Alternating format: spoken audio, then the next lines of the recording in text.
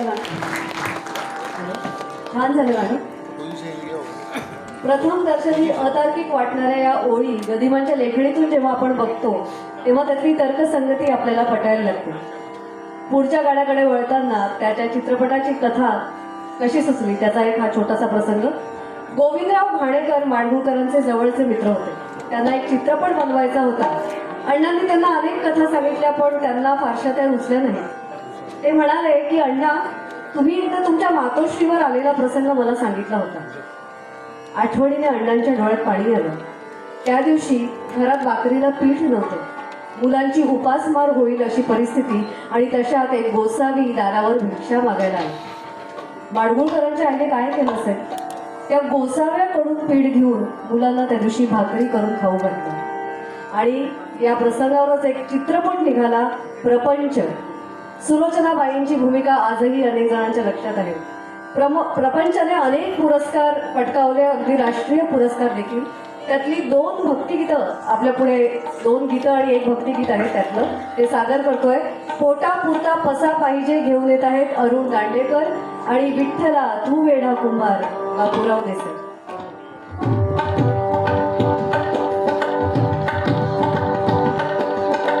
फिरत्याचा वरती देसी मातीला पार विठ्ठला तू वेडा कुंभार, विठ्ठला तू वेडा कुंभार. आती बाणी जेडवार तूच मिसळसी सर्व प्रसार. आती बाणी जेडवार तूच मिसळसी सर्व प्रसार.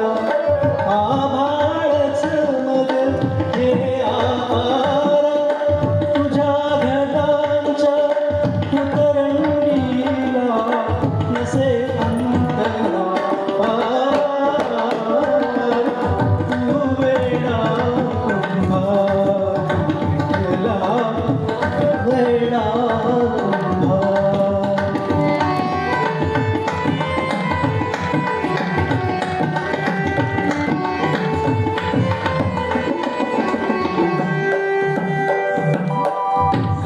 घडाचे आगळे प्रत्येकाचे दैव वेगळे.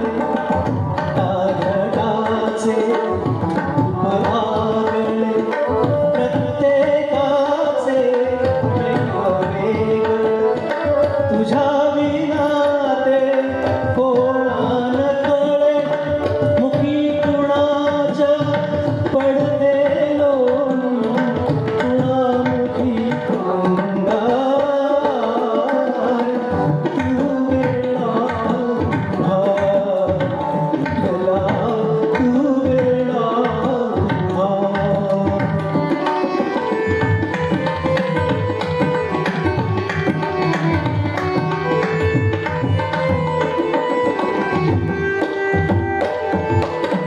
तूच घडविसी तूच फोडीसी कुरवाडीसी तू सकाळीसी. तूच घडविसी तूच फोडीसी कुरवाडीसी